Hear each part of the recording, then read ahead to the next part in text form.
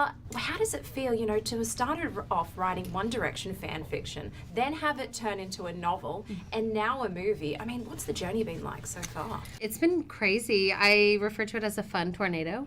It's been so fast that I haven't really been able to kind of sit back and actually think of what it's been like from start to finish.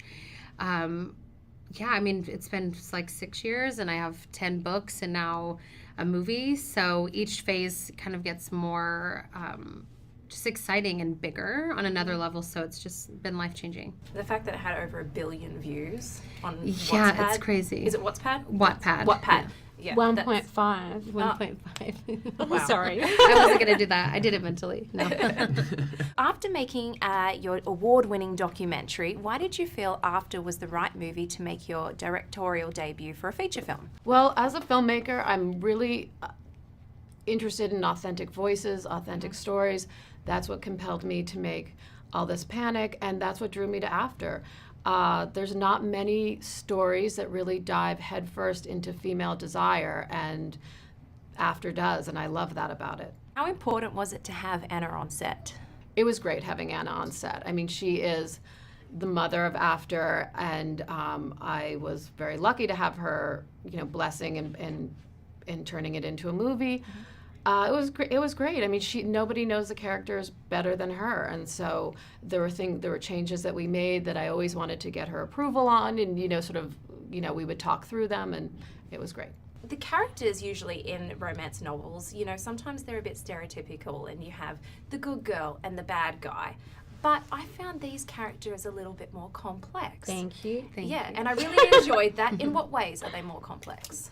Well, what does it mean to be a good girl? Are you a good girl if you wear conservative clothing and you have good grades? She's not faithful to her boyfriend. That's not good.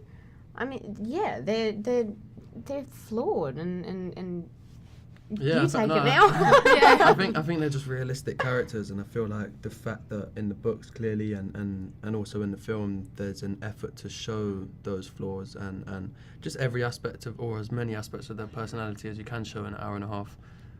But yeah, I think that it just all stems from well-rounded characters that Anna created. It's real life. Thank you. Yeah, nothing's black and white. There's a bit of grey. Yeah. Yeah. Thank you.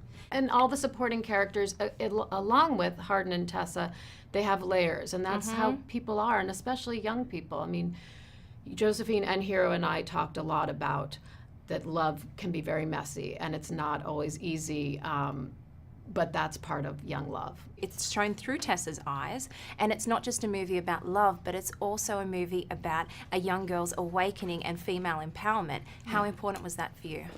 Female empowerment was extremely important to me in this movie with all the characters. And yes, absolutely, Tessa is our North Star in terms of that story.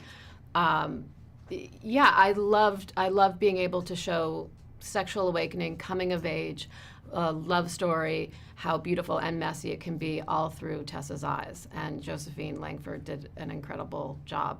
There's parts of the movie where I felt, and I want to know if you guys felt as well, was it important to show sexual consent and also safe sex practices? Yes. Oh, I love your questions. Sorry. Yeah, we had a wonderful director, Jenny Gage, and she would make all these little revisions to the script. Just things like when there's a book and it goes up her leg, she would want to make sure that both of their hands was on the book to show that, she wasn't being forced, and she added a condom into the sex scene, which is so important. Yeah, it wasn't there initially. There's a lot of that, even from the start with the book. I'm sure I should let you take over, but consent and that kind of all of those things were always involved. And even in the book, there's never a sex scene that doesn't have protection. So I'm glad that made it to the screen, because there's always protection, and when the one time that there's not, it's like a huge deal. So I'm really glad that made it. And even I just remember, even in the book, there'd be things like where even if she didn't, he would, when it was from Han's point of view, he would always be like, she did this to let me know that this was okay. It was always such an important thing in the book. I think, it's obviously embedded throughout in the books, and Jenny really, highlighted that and was extra conscious of it throughout the whole course of filming. So Yeah, because I didn't realize until when we were filming ours that I don't think I've ever seen a condom in a It doesn't sex happen scene because in it's that way, unless considered it's to like be a comedy. unsexy. Yeah. And Yeah. it's a shame Yeah.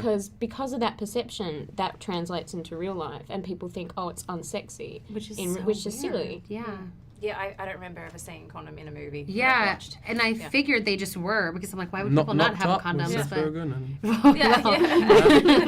unless it's like a comedy, you never see an Yeah. actual condom, and then if it is, it's just made into kind of like a joke. It was important, I felt, in the movie to show consent. And you Yes. also showed a scene where, you actually see a condom. Right. Which is unusual to see in a feature film these days. Is that true?